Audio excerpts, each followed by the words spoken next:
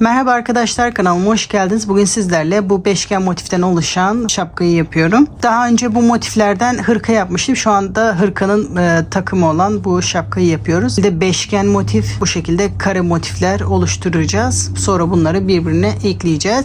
En sonunda bu kenar detayını ekleyeceğiz. Şimdi yapım aşamasına geçebiliriz. Bu motifleri yaparken bu şekilde bu tüylü iplerden kullandım.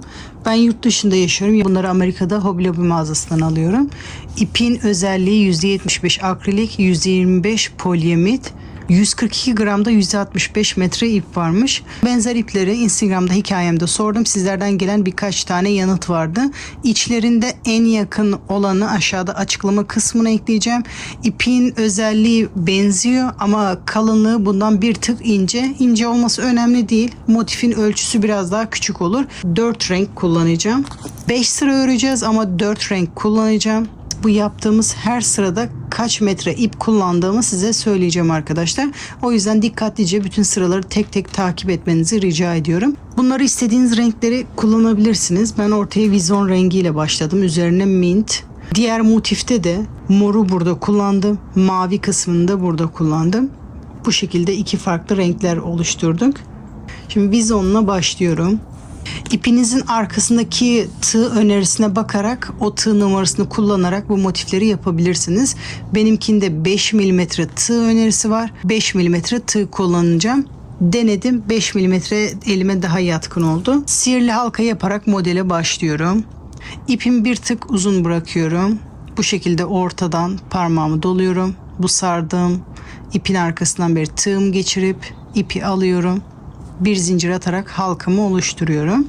Trabzan yaparak başlıyorum. İlk trabzan yerine zincir çekiyoruz. 3 zincir, trabzan için bir zincir de aradaki zincir için çekiyorum. Toplamda 4 zincir.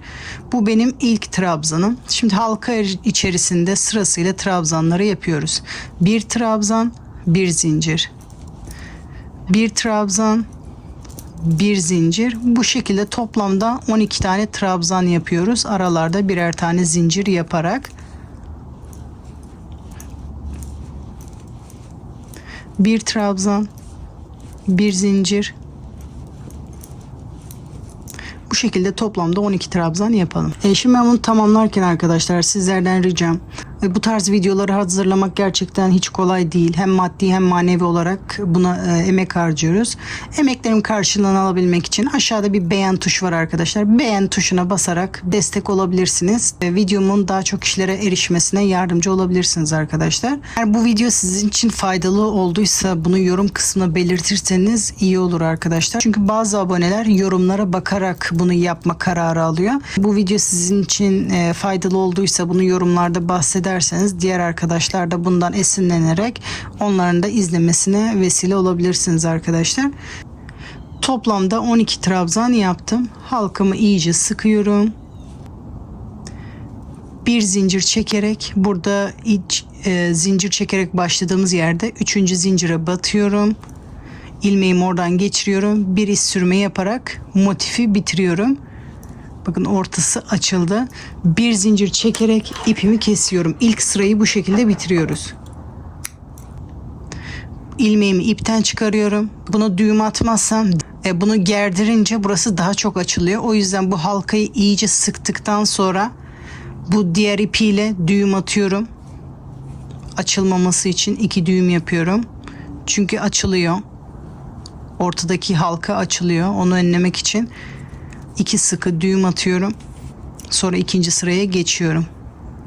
Şimdi bu orta kısmı için bu fazlalık ipi de sayarsak normalde burası için 3,5 metre ip gidiyor. Bunları da sayarsak yaklaşık 4 metre olarak sayabilirsiniz böyle fazlalık iple. İlk sıraya 4 metre diyelim. Şimdi ikinci sıraya geçiyorum. İkinci renk olarak mor kullanacağım. İpimi alıyorum. Bir zinciri yaparak başlıyorum.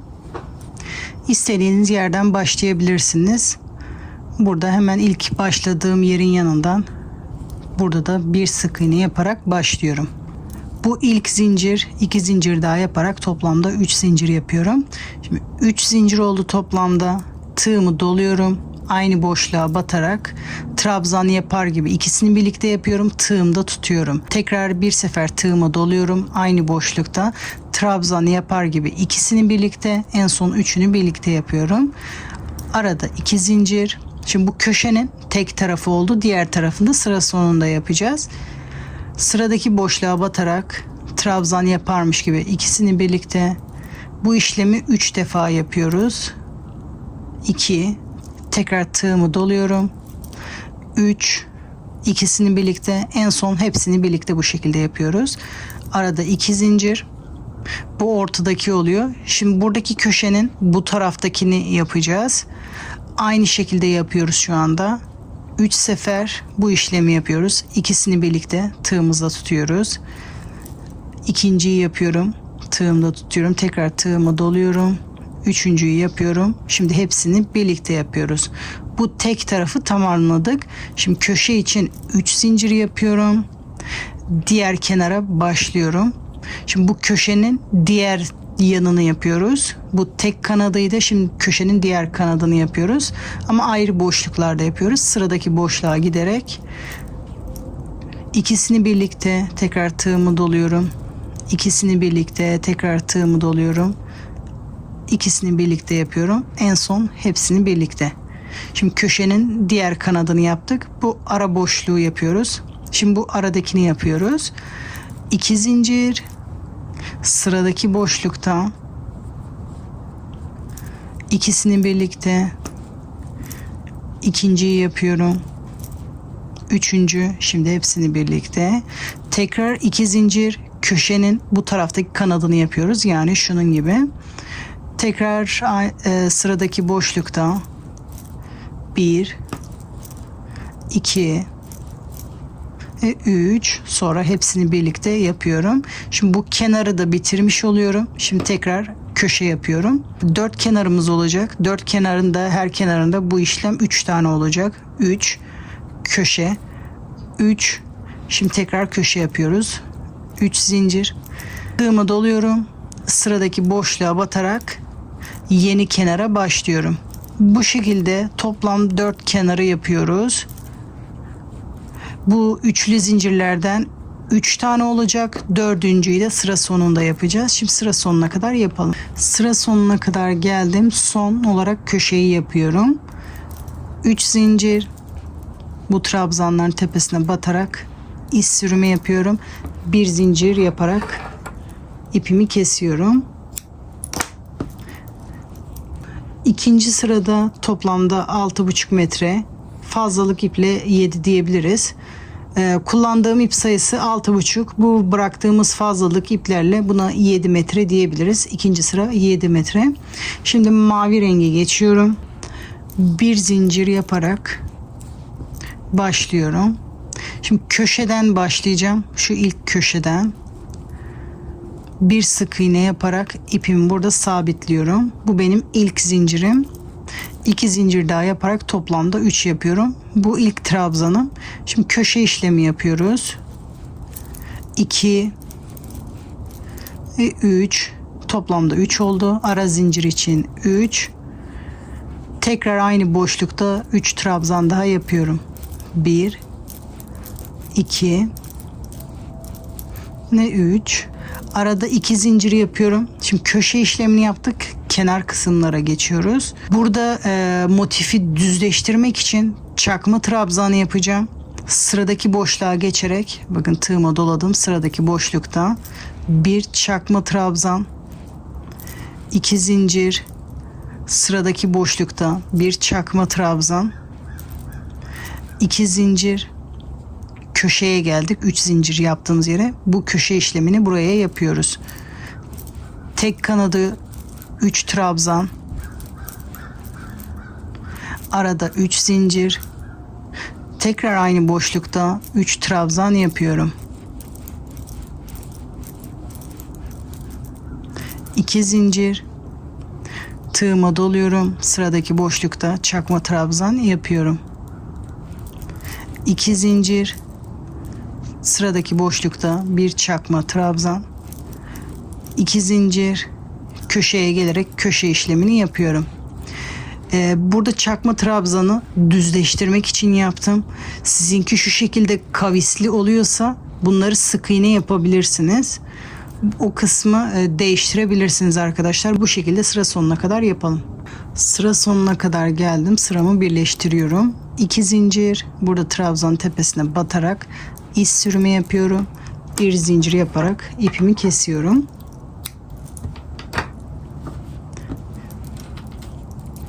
Üçüncü sıraya da toplamda 5 metre ip kullandım. Şu anda yapacağım sık iğneyi yapmak zorunda değilsiniz. Direkt bu kenar işlemine başlayabilirsiniz bundan sonra. Motife biraz şekil vermek için ben bu sık iğneyi ekledim. Arada da bir hareket kattı. Güzel oldu arkadaşlar. Şimdi o sık iğneyi yapıyorum. Onun için farklı ip kullanabilirsiniz. En az bu ortadaki rengi kullandığımız için ip artıyordu. Ben de sık iğne kısmını onunla yaptım. Farklı bir ip de tercih edebilirsiniz. Bir zincir yapıyorum. Şimdi bu sırayı da motife göre karar vermemiz gerekiyor. Şimdi ilk önce bu trabzanların tepesine batarak bir sık iğne yapıyorum.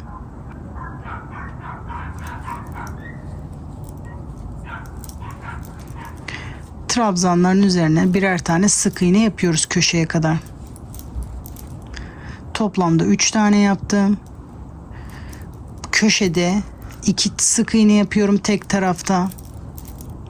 Ortada 2 sık iğne. Tekrar köşe içerisinde 2 sık iğne yapıyorum köşenin diğer tarafına. Trabzanların üzerinde birer tane sık iğne.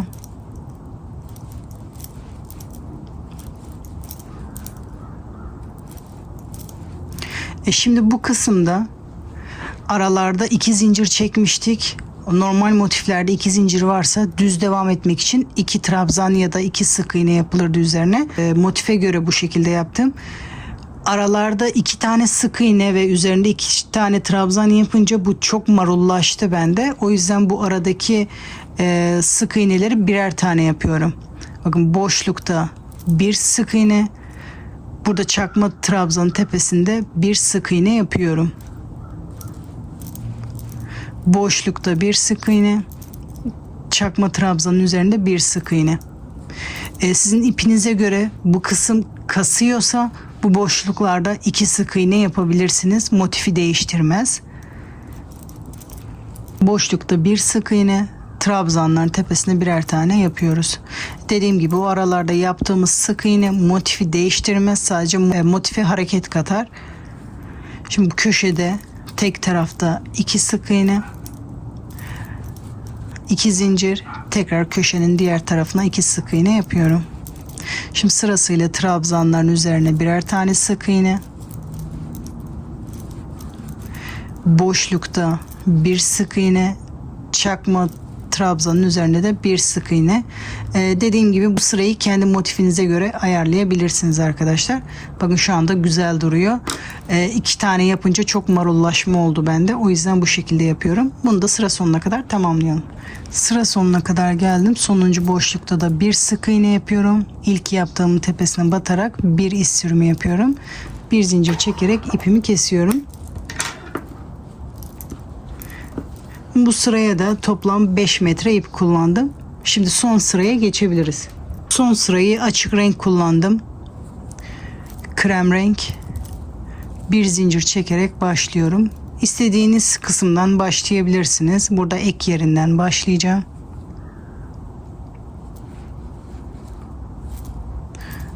Bir sık iğne yaparak ipimi burada sabitleştiriyorum. 2 zincir daha çekerek ilk trabzanımı oluşturuyorum. Şimdi sırasıyla diğer sırada yaptığımız sık iğnelerin üzerine birer tane yapıyoruz. Köşeye kadar bu şekilde.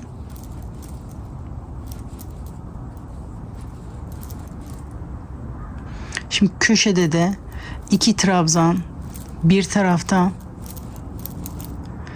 köşede 2 zincir, sonra diğer yöne doğru dönüyoruz. Tekrar köşede 2 trabzan. Şimdi sırasıyla bütün sık iğnelerin üzerine birer tane trabzan yapıyoruz köşeye kadar.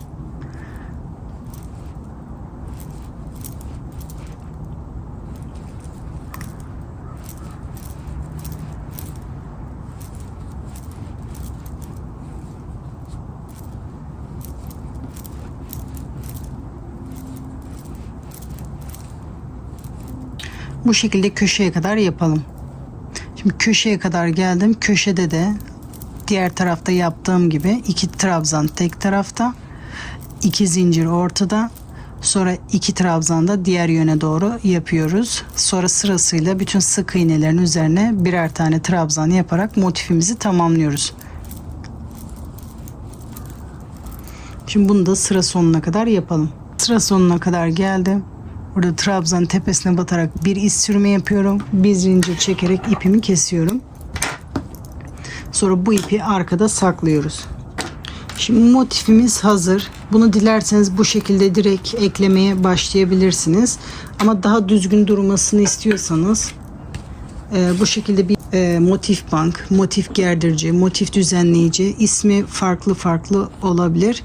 Buna takarak düzgün durmasını sağlayabilirsiniz. Zamanınız ve imkanınız varsa bunu en az bir gün bunda bekletin. Bekletince daha iyi duruyor. Bu şekilde gerdirerek takınca. İp ütülenmediği için motifleri bu şekilde düzeltmemiz gerekiyor. Sırasıyla bütün motiflerimizi bu şekilde takarak en az bir gün bekletmeye çalışın. Benim yaptığım motif 15 santim oldu arkadaşlar. Şimdi ben hazırladığım motifleri göstermek istiyorum. Bunları aparatta bir gün beklettim. Böyle bir şeye ihtiyacınız varsa tuhafiyelerde kolaylıkla bulabilirsiniz. Bulamıyorsanız da aşağıda linkini ekleyeceğim. Oradan bakabilirsiniz arkadaşlar. Şimdi beşgen motife başlıyoruz. Diğerinde sihirli halka yaparak başlamıştım. Burada zincir çekerek başlayacağım. Ortası açılmasın diye. Toplamda 5 zincir çekerek başlıyorum. Sihirli halka yapmak istiyorsanız yapabilirsiniz. İlk zincire batarak iz sürümü yapıyorum. Sıramı birleştiriyorum. Böyle olunca halka açılmıyor. 4 zincir çekerek yeni sıraya başlıyorum. Aynı diğer motifteki gibi. Şimdi halka içerisinde trabzanları yapmaya başlıyorum. Arada bir zincir, tekrar trabzan yapıyorum. Arada bir zincir, bir trabzan. Bu şekilde halka içerisinde toplamda 15 tane trabzan yapıyorum. Halka içerisinde toplamda 15 tane trabzan yaptım. Bir zincir çekerek sıramı birleştiriyorum.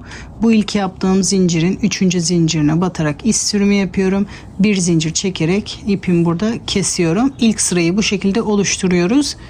Aynı diğer motifte yaptığımız gibi sadece kenar sayısı farklı olacak. Motifin yapılışı da diğeriyle aynı. Sadece şu başlangıçtaki sıra farklı ve köşe sayısı farklı. Bundan sonrası diğer motifteki gibi aynı olacak. Şimdi sıradaki renge geçebiliriz. Bu sıraya da toplamda 3 metre ip kullandım. Şimdi hangi rengi kullanacaksak o ipi alıyorum. Bir zincir yaparak başlıyorum. Motifin istediğiniz boşluğundan başlayabilirsiniz. Bir sık iğne, 2 zincir daha çekerek ilk trabzan yerine yapmış oluyorum. Bu sırada şu diğer motifte yaptığımız sırayı yapıyoruz. Şimdi sırasıyla ilmeğimi bir sefer doluyorum. İkisini birlikte yapıyorum. Tığımda tutuyorum. Tekrar ilmeğimi dolduruyorum. Tekrar ilmeğimi doluyorum. İkisini birlikte, sonra üçünü birlikte yapıyorum. Arada 2 zincir. Sıradaki boşluğa batıyorum. Sırasıyla 3 tane bu şekilde ilmeklerimi topluyorum. 2, tekrar tığıma doluyorum. 3, sonra üçünü birlikte. Arada 2 zincir. Tekrar boşluğa batıyorum. Toplamda 3 tane bu şekilde yapıyorum. Sonra hepsini birlikte. Şimdi 3 tane kenar için yaptık. Arada 3 zincir çekerek köşeyi yapıyorum. Sıradaki boşluğa batarak tekrar bu trabzanlardan yapıyoruz. 3 tane. Sonra hepsini birlikte. Arada 2 zincir. Her kenarda 3 tane olacak. Şimdi birincisini yaptık.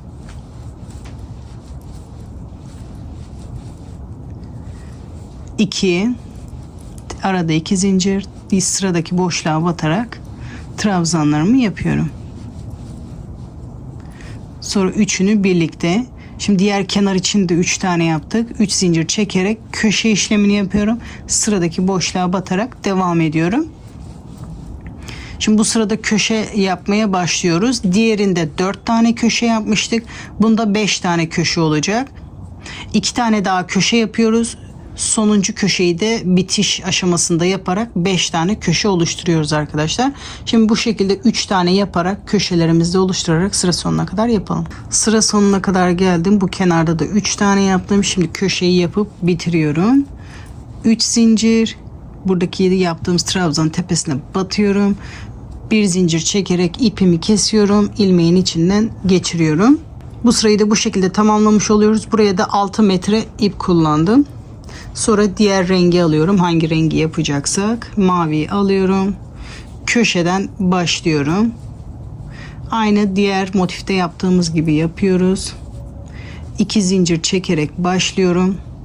Bu benim ilk trabzanım. Aynı boşluk içerisinde 2 trabzan daha yaparak köşenin yarısını yapıyorum. 3 zincir. Tekrar aynı boşlukta 3 trabzan yaparak köşenin diğer yarısını yapıyorum. Şimdi diğer motifte nasıl yaptıysam aynı kare motifteki gibi yapıyorum. 2 zincir, sıradaki boşlukta bir sık iğne, 2 zincir, sıradaki boşlukta bir sık iğne, 2 zincir, köşeye gelerek köşe işlemini yapıyorum. Tek tarafta 3 trabzan, arada 3 zincir, tekrar aynı boşlukta 3 trabzan yapıyorum. Bunu da sıra sonuna kadar bu şekilde 5 köşe olacak şekilde yapıyoruz. Bunu da sıra sonuna kadar geldim. 2 zincir çekiyorum. Burada trabzan tepesine batarak bir iz sürümü yapıyorum. Bir zincir çekerek ipimi kesiyorum. İlmeğin içinden geçiriyorum. Şimdi yeni sıraya başlıyoruz. Bu mavi sıraya da toplamda 6,5 metre ip kullandım. Şimdi bu rengimi alıyorum. Sık iğneli sıraya başlıyorum. Bu sırada diğer motifte yaptığımız gibi aynı. Bunu da köşeden başlayacağım. Köşede bir sık iğne yaparak başlıyorum. Bu benim ilk sık iğnem. Tekrar boşlukta bir sık iğne yapıyorum. Arada 3 zincir. Tekrar aynı boşlukta 2 sık iğne yapıyorum. Köşeleri bu şekilde yapıyoruz. Sonra sırasıyla diğer motifte yaptığım gibi trabzanların üzerinde birer tane sık iğne. Boşluklarda bir. Diğer motifte nasıl yaptıysak bunda da aynı yapıyoruz. Sık iğnelerin tepesinde birer tane, boşlukta bir tane, sık iğnenin tepesinde bir tane, boşlukta bu şekilde trabzanların tepesine de birer tane yapıyorum. Köşeyi de buradaki gibi yaparak sıra sonuna kadar yapalım. Sıra sonuna kadar geldim. Sonuncu trabzanın tepesine de batıyorum. Bir sık iğne yapıyorum. Bu ilk yaptığım sık iğneye batarak sıramı birleştiriyorum. İpimi ilmeğin içinden geçirerek ipimi kesiyorum. Şimdi son sıraya geçebiliriz. Bu sıraya da toplam 5 metre ip kullandım. Şimdi sonuncu sıraya başlıyoruz. Aynı bunda yaptığımız gibi. İpimi alıyorum. İstediğiniz yerden başlayabilirsiniz. Buradan başlayacağım. 2 zincir çekerek başlıyorum. Şimdi sırasıyla bütün sık iğnelerin üzerine birer tane trabzan yapıyoruz. Şimdi sıradaki sık iğnenin tepesinde bir trabzan. Köşede, köşe boşluğunda 2 trabzan yapıyorum. Arada 2 zincir, tekrar aynı boşlukta 2 trabzan. Bunu da kare motifte yaptığımız gibi sırasıyla bütün sık iğnelerin üzerlerine birer tane trabzan yaparak sıra sonuna kadar bunu yapalım. Köşeleri bu şekilde sık iğnelerin üzerine birer tane yaparak sıra sonuna kadar yapalım. Bu sırayı da sıra sonuna kadar yaptım. Bu trabzanın tepesine batarak sıramı birleştiriyorum. Bir zincir çekerek ipimi kesiyorum. İpimi biraz uzun bırakacağım dikme işleminde kullanabilmek için. Sonra ilmeğin içinden çekiyorum.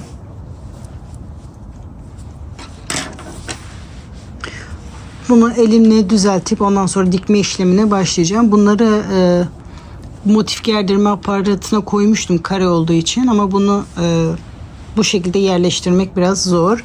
Bunu elimle düzelteceğim ya da bir sert cismin altında biraz bekleterek o şekilde de düzleşmesini sağlayabilirsiniz. İğneye ipimi geçirdim. köşeden beri dikmeye başlayacağım. Arkadan beri ip gezdirerek köşeye doğru geçiyorum.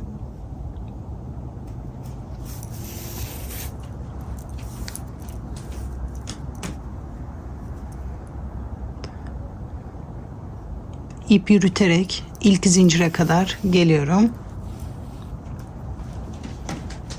Şimdi diğer kare motifi alıyorum. Dikmeye başlıyorum. İkisinin düzü dışında tersleri birbirine doğru bakıyor. Şimdi bu ilk zincirden çıktım. Bu taraftaki ilk zincirin, yani bu taraftaki trabzanın yanındaki zincirden batarak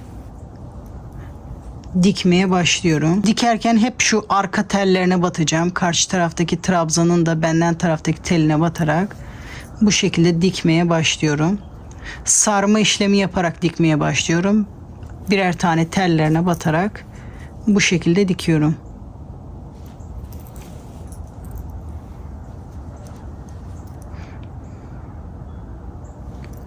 Sırasıyla köşeye kadar birer tane tellerine batarak trabzanların dikiyorum.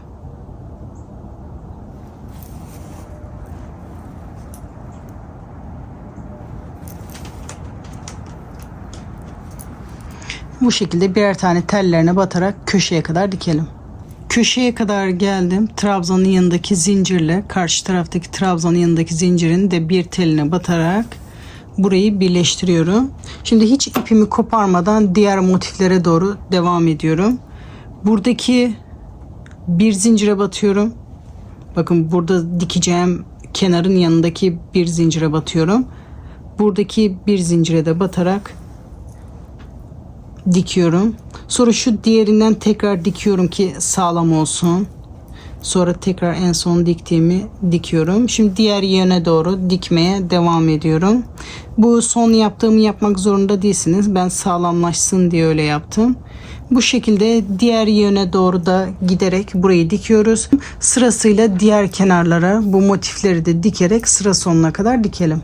Sırasıyla 5 tane motifi ekledim. Sıra sonuna kadar geldim. Sonuncu zincirleri de birleştiriyorum. Sağlamlaştırmak için başlangıçtaki ve sondakini bir daha dikiyorum.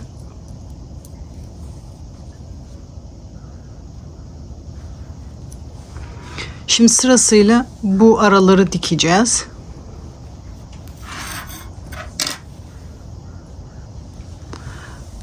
Aynı dikme tekniğiyle diğer yöne doğru dönüyorum. Sırasıyla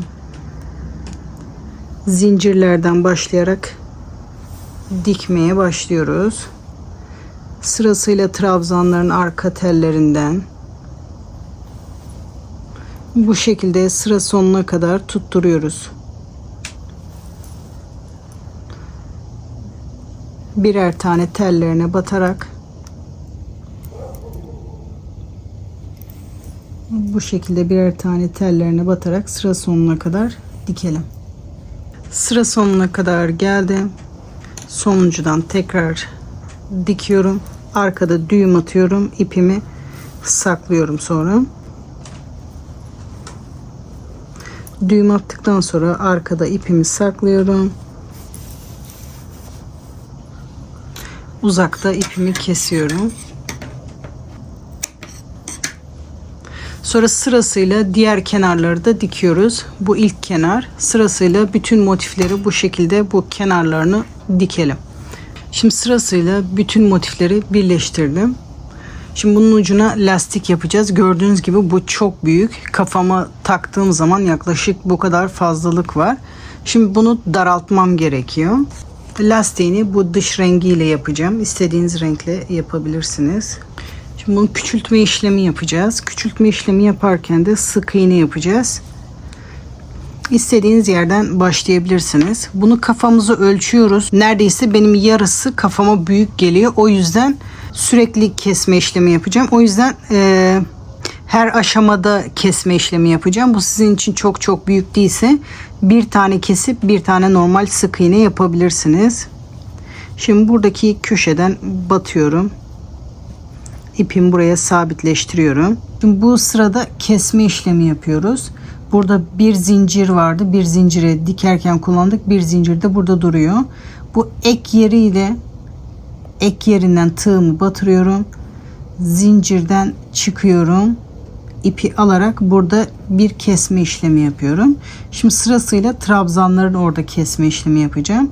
Bu ilk trabzan tepesinden batıyorum. İkinci trabzan tepesinden beri tığımı çıkartıyorum. İpi ikisinin tepesinden beri alıp bir sık iğne yapıyorum. Bu şekilde arada bir tane kesmiş oluyoruz. Bu trabzan tepesine işlem yaptık. Ona batmıyoruz. Sıradaki trabzana batıyoruz. Onun yanındaki trabzandan tığımı çıkarıyorum. İpimi alıyorum. İkisini birlikte bir sık iğne yapıyorum. Az önce dediğim bu sizin için çok büyük değilse bir sefer böyle kesme işlemi, bir sefer normal sıradaki trabzanın üzerinde bir sık iğne yapabilirsiniz. Sonraki trabzanlarda bir kesme işlemi yapabilirsiniz. Bu şekilde bu büyüklüğü kendiniz ayarlayabilirsiniz. Benimki çok büyük olduğu için bakın sıradaki trabzan tepesinden batıyorum. İkincisinden çıkıyorum. İkisini birlikte bir sık iğne. Sıradaki trabzan tepesinden batıyorum. Onun yanındakinden çıkıyorum. Bu şekilde ikisini bir sık iğne yapıyorum. Bu şekilde keserek sıra sonuna kadar yapıyoruz. Bunu motifin sonuna kadar göstermek istiyorum. Ondan sonra devamını kendimiz yapabiliriz. Sırasıyla kesiyorum. Şu anda sonuncu trabzanın oradaydım. Burada da bir zincir vardı. Zincirin tepesinden bir sık iğne.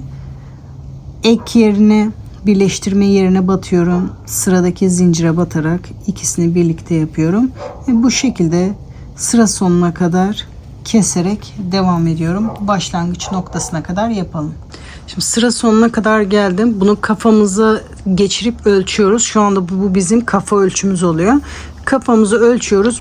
Bu çok sıkı değilse şu anda yapacağımız işleme geçebiliriz. Eğer bu sizin için sıkıysa 2 tane kesip bir tane sık iğne de yaparak o şekilde ayarlayabilirsiniz. Şu anda bu benim için ideal. Hafif bol ama lastiği yapınca da birazcık daha toparlanacak. Bu ilk yaptığımın tepesine batarak bir iz sürümü yapıyorum. Şimdi zincir çekerek başlıyorum. Çekeceğimiz zincir bu lastiğin genişliğini belirliyor. Bunu istediğiniz genişlikte çekebilirsiniz.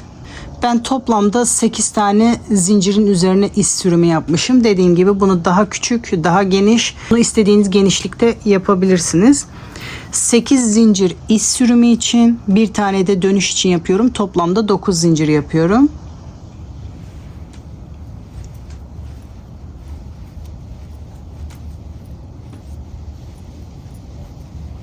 Dokuz zincir. Şimdi iz sürümü yapıyoruz bu lastiği yaparken. İkinci zincire batarak iz sürümü yapıyorum. Sırasıyla bütün zincirlerin içinde iz sürümü yapıyoruz. Bunu her sırada sayalım. Çünkü bazen ilmekler arada kaybolabiliyor.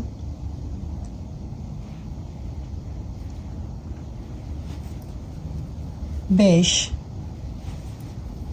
6, 7 ve 8. Tığımı, ilmeğimi tığdan çıkarıyorum. Diğer yöne dönüyorum. Sıradaki sık iğnenin tepesine batarak ilmeğimi alıyorum. Oradan geçiriyorum. Diğer yöne doğru o şekilde dönüyorum. Şimdi sırasıyla her sırada yaptığımız iz sürmelerin arka tellerine batarak iz sürme yapıyoruz. Burada zincir çekmiyoruz. Dönüşümüz bu şekilde oluyor. Burada ilk yani son iz sürmenin arka teline batarak iz sürme yapmaya başlıyorum. Sırasıyla diğer sırada yaptığımız iz sürmelerin arka tellerine batarak iz sürme yapıyorum. 3, 4, 5, 6. Bunu muhakkak her sırada sayalım. Bazen ilmekler görünmüyor. Sonra daralma olur. Şu anda 8. Bir zincir çekip sıramı dönüyorum. Sırasıyla arka tellerine batarak iz sürme yapmaya başlıyorum.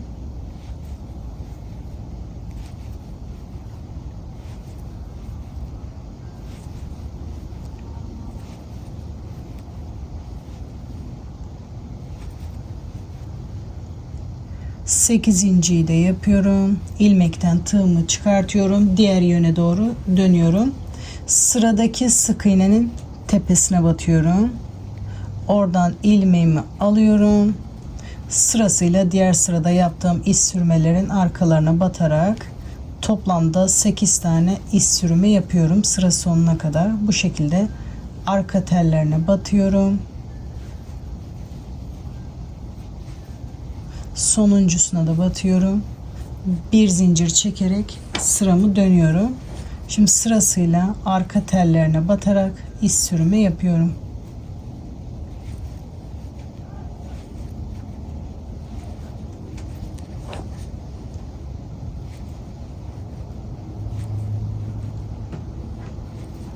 Sonuncusunu da yapıyorum.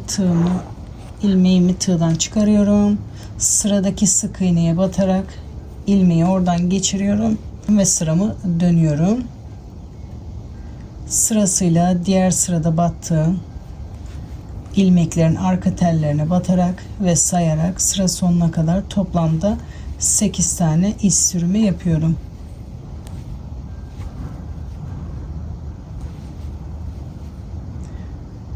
Sonuncusuna da batıyorum. Bir zincir çekerek sıramı dönüyorum. Bu şekilde sıra sonuna kadar yapıyoruz. Bunu da son bir defa göstermek istiyorum. Ondan sonra dönerek sıra sonuna kadar bu işlemi yapıyoruz. Sonuncu iz sürmeye de batıyorum. Dönüyorum. Sıradaki ilmeğe batarak ilmeğimi alıyorum. Sonra diğer sıraya dönüyorum. Bu şekilde iz sürme yapmaya başlıyoruz. Bunu dönerek lastiğimiz oluşmaya başladı. Bunu dönerek sıra sonuna kadar yapalım. Şimdi sıra sonuna kadar geldim. Sonuncu sırayı da yaptım. Şimdi birleştirme kısmını isterseniz dikerek, isterseniz iz sürümü yaparak yapabilirsiniz.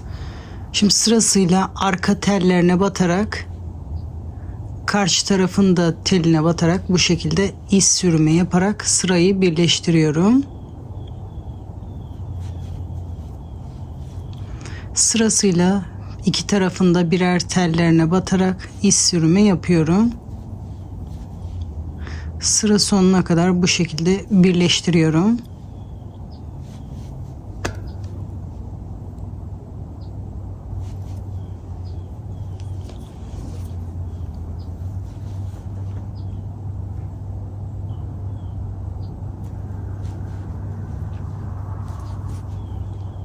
Sonuncu iz sürümü de yapıyorum. Bir zincir çekerek ipimi kesiyorum. Bunu arka tarafta saklıyoruz. Bitiş kısmında diğer şapkada gösterdim. Bu daha önce bittiği için bitiş kısmını bunda gösterdim. Sonra bu ipimizi arkada saklıyoruz. Şapkamızın bitmiş hali bu şekilde arkadaşlar. Gördüğünüz gibi yapılışı çok kolay. Bu kısma da yaklaşık 50 metreye yakın ip gitti. Yapılış sırasında her sırada ne kadar ip gittiğini söylemiştim. Gördüğünüz gibi yumuşacık bir şapkalar oldu. İkisi de çok güzel şapkalar oldu. Umarım sizler de beğenmişsinizdir arkadaşlar. Kanın yapılışını da aşağıda açıklama kısmına ekleyeceğim. Oradan bakabilirsiniz arkadaşlar. Sıradaki videolarda görüşmek üzere.